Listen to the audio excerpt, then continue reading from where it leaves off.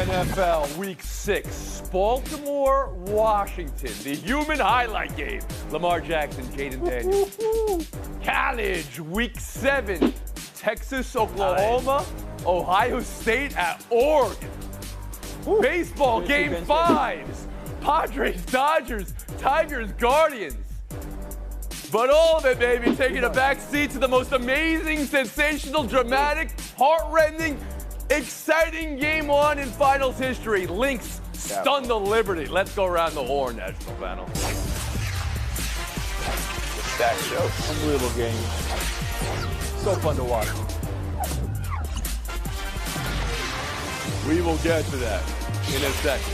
First, more injuries, fear of another blown lead, and the review where the replay center doesn't have the same camera angles as we have on our couch. That's just stinky. But in the end, San Francisco 36, Seattle 24. Bill Plaschke, around the horn to you. Was that win good enough for you to say all good with San Francisco now? All good. If they have Trent Williams, they have a chance. Their offensive line is unbelievable. They're gained 228 yards rushing, 151 of them were before contact. The holes were huge. Purdy had all the time in the world. He had a lot of protection. He didn't threw three touchdowns, no picks. He was great. The defense, Bosa was unbelievable off the edge again, as always. They're all the injuries they've had, all the problems they've had. Purdy's one of the best quarterbacks in the league right now. He's established that. The running game, the offensive line is one of the best in the league. This team is back. This team is there. This team is content. One win, all you needed. Yes. Woody Page, how about you? Well, I think he's too much baseball Bill. He's paying too much attention to what the Padres and the Dodgers are doing and not to what the 49ers were doing. The 49ers are not out of the woods yet, Bill. Guess who they play next? The Kansas City Chiefs, who are undefeated. And you think this team, with all the injuries piling up, even with Mason last night, he's going to be out for a while. McCaffrey's not going to be back to November. They're running the football effectively, as you said, because I think Kyle talked to his father, and his father, Mike, said, you need to run the football more. But they still have problems both offensively and defensively. They have 2 double-digit blow-ups that lost games, and they almost did it again last night. They were letting Seattle back, and for you to say that this is a team that went to those Super Bowls, no, they still have a lot of work to do to get back into and the one situation detail, where they're Woodrow, the power in that league. On Jordan Mason, we don't have a timeline. AC joint injury, don't have a timeline, though, on his return. Marcel Louis-Jacques, your return right now. Was one win enough for you to say all's good with San Fran? Yeah, I think it's good, or at the very least, it's trending toward it. I think the early reports of their demise were a little exaggerated, a little premature. Yes, they blew double-digit leads in 2 of their losses this season, but they didn't do it last night. As a matter of fact, how they responded to that 4th down touchdown by Tyler Lockett, what was it, the first play Isaac Grendo goes 76 yards to ice the game? Like, that's what you want to see out of a team that's made back-to-back NFC Championship games. And I think that we have to remember what their offseason was like, right, when we're explaining their slow start. Was Trent Williams holding out? Brandon Ayuk, is he going to be traded or not? Christian McCaffrey injured or not? Like, there was a lot going on. Of course it was going to be a slow start, but to Woody's credit, it's a first-place schedule. Of course, it's not going to get easier from here, but they're that good. You're giving credit? All right, well, you know what happens there. Woody gets the point. Justin Tinsley, last night's win for San Francisco, enough for you to say, all's good? Look, if you ask me this question in a month, I may have a different answer, but as of right now, I'm still pretty concerned about this team. We talked about the injuries. We talk about how untrustworthy they are with double-digit leads. And here's another thing about this team. Their special teams really isn't special. They gave up a 97-yard kick return for a touchdown last night. On Sunday against the Cardinals, they gave up another big kick return that injured their kicker, Jake Moody. And then the week before that, they gave up the fake punt against the Rams that swung the game. There is still a lot to be concerned with this team moving forward. We've been horned. We'll move on now. And now the instant classic. Lynx 95, Liberty 93. How Minnesota came back twice with the greatest comeback in playoff history. We're going to wall here. Let's go. Full highlight package around the horn. Pick it up, final 10 seconds after the Lynx clawed back again. And a second chance opportunity. Courtney Williams. This is a banana shot. An all-time final shot. And she was fouled by Sabrina Ionescu. How do you foul there? It's a 4-point play to take the lead with 5 seconds left. Then, after some weird can't review inbounds plays, the game on the line here, and the whistle as the buzzer sounds. For a second, everyone thought the game was over. On review, Napheesa Collier's foul with 0.8 seconds left. Breanna Stewart is a career 84% shooter from the line. She's going to win the game, right?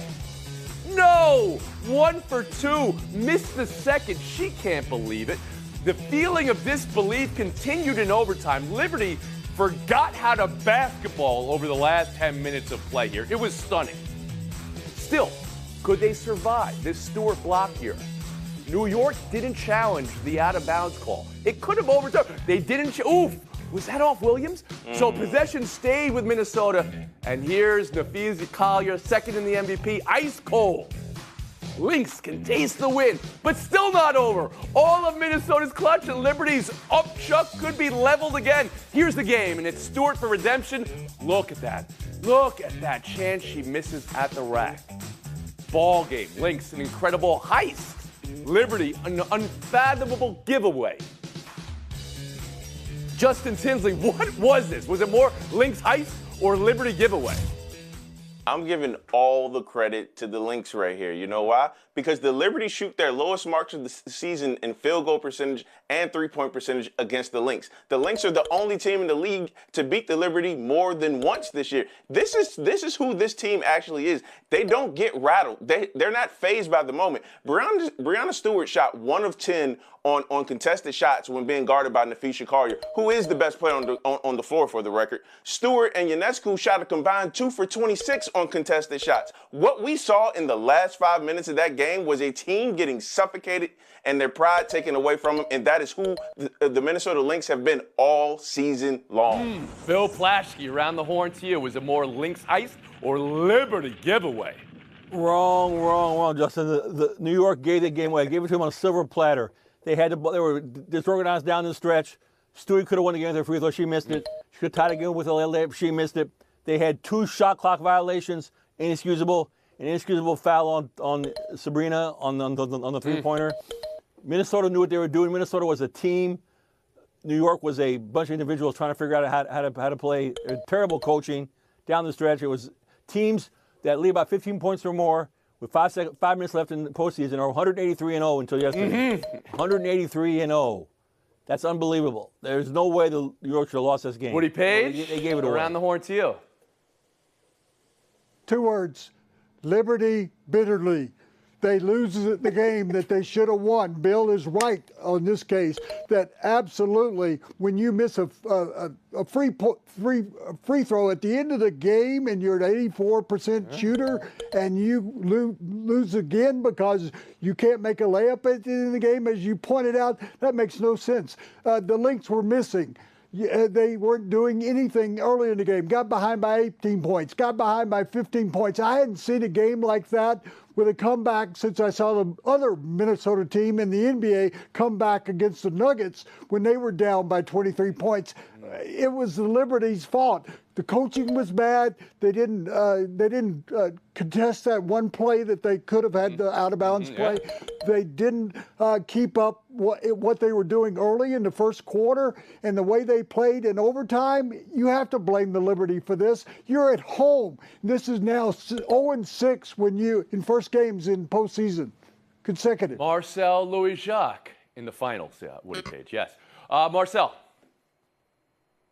Look, Breanna Stewart should have hit that free throw, but you can't give a game away unless a team takes it. And Minnesota took the game last night.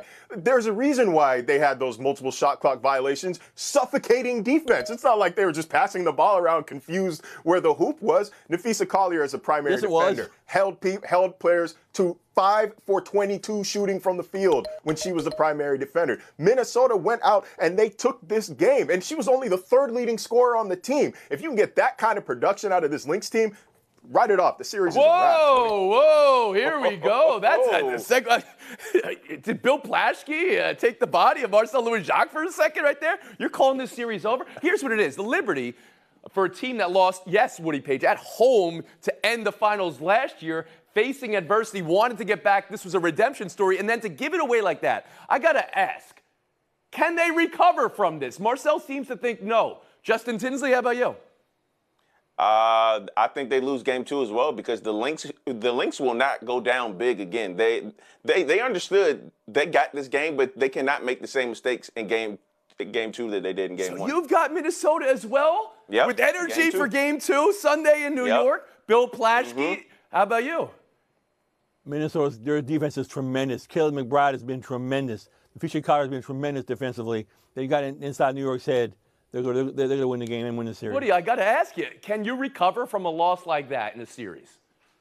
Sure, even though Collier, I think, has been the best player in that game, I think that the Liberty does recover. They've got championship players who have played on championships on other teams, but not the Liberty, who have never won a championship. But I don't think they can extend the series past 4 games. Win one. Oh, well, here we go again. So is everybody calling this series over? 1 game. I had Liberty yesterday on the panel. Today, I have everybody going the other way on just one result. Marcel, I'll give you the last word. It's only a 5-game series. Yeah, I mean, for the record, I do think the Liberty come back and they win game 2, but they're not going to win a game in Minnesota. I'm concerned with how they played down the stretch, those final 5 minutes of the fourth quarter. 1 for 7 from the field, more turnovers than they had points, Tony. Yeah. Like, if that's how you're going to act when the game is at its highest moment, I can't give you the series. Wow, unbelievable. There was one thing that I loved here. I'm going to get the quote right because it was said by Courtney Williams, who's a superstar in big game hunter. We've seen her in the finals in the past with Connecticut. And again, big game hunter. She said this to Ari Chambers. I don't care if they think we top dog, little dog, underdog, as long as we are dog. And they are a dog. She is a dog. That's Courtney a bar. Williams. That's a bar right there. Taking a break. Buy or sell next.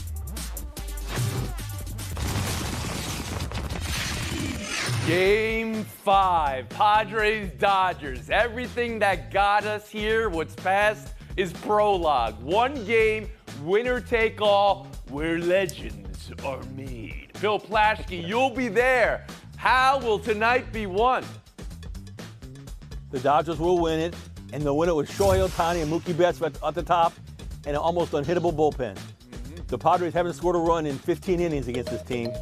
Yu Darvish is 0-2 in winner-take-all games, including losing Game 7 of the World Series on the same field in 2017. The Dodgers have all the mojo. They have all the momentum. Ah, the mojo, the famed momentum and mojo. Okay. Shohei's going to win it. Yeah. Shohei's going to win it. Of course, that was a homer pick, but that is your pick, Bill Plaschke. Woody Page, how about you? Darvish, Bill's putting him down, but he owns the Dodgers. We proved it. We saw it proved last game that he gave up only 3 hits, was striking out guys.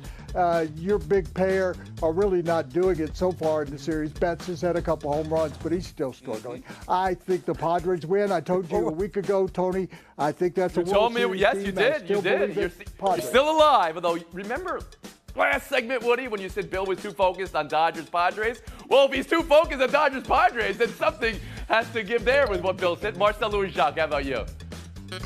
Yeah, we're not going to talk about Yamamoto's struggles. I mean, 13 ERA and 3 starts against San Diego this season. He doesn't have a quality start yet. It hasn't lasted more than 5 innings yet.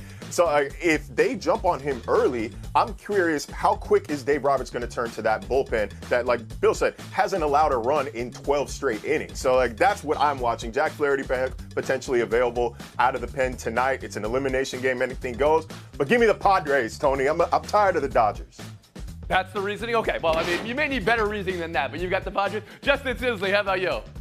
Oh, I love these moments, Tony. I love it. But this moment is all about Yamamoto.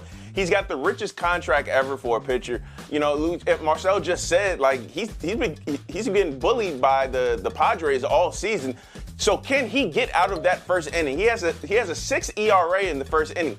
Can he give that bullpen 5 solid innings? If he can do that, then the Dodgers will win this game. But this game is about him, and I won't say him only, but he is the main culprit. All right, here. who you got? I got the Dodgers. I think he's going to do it. Buy or sell 2, NFL Week 6. How about this one? Washington at Baltimore. Not just for geographical dominance, but for league-wide notice and box office and highlight reel. The rise of Jaden Daniels, the sustained MVP play of Lamar Jackson. There's a lot in this one. Woody, what you buy, what you sell? Well, I'm buying the two Heisman Trophy former winners going up against each other for the first time. I like that we finally have another Battle of the Beltway. We hadn't had that in forever. But here's the situation. The Ravens are next to last in pass defense. However, they brought in Dean Pease this week, the former defensive coordinator of the Ravens, coming back as a consultant. I think he's going to make a difference. I think Ravens win as a result of that. Marcel Louis-Jacques.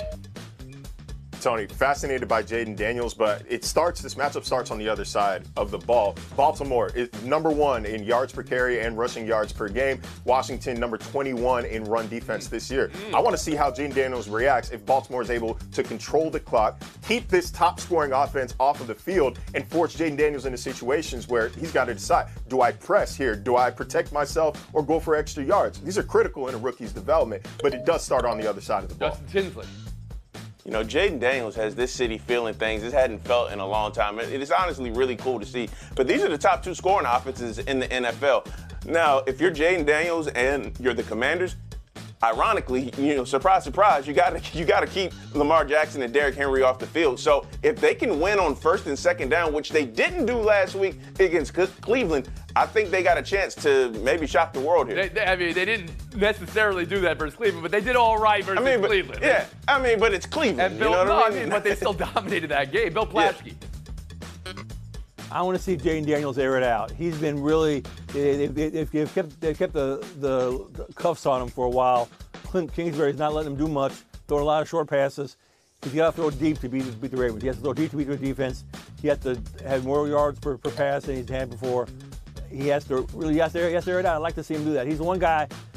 I have to watch him. You can't watch anybody else. He's the reason you watch this game is him. Well, Lamar's got a pretty good case for a reason to watch as well. Are we thinking shootout? We talked about the scoring offenses being big going into this game. We thinking shootout, and who you got, Bill Plaschke? I have Jaden Daniels, and I have the Commanders. Woody Page? Baltimore, I told you. Marcel Louis-Jacques? Good game from Daniels. Good win, though, for the Ravens. Justin Tinsley. 34-27 Baltimore. Justin, let me see that sweatshirt as we say goodbye. Pop it for us.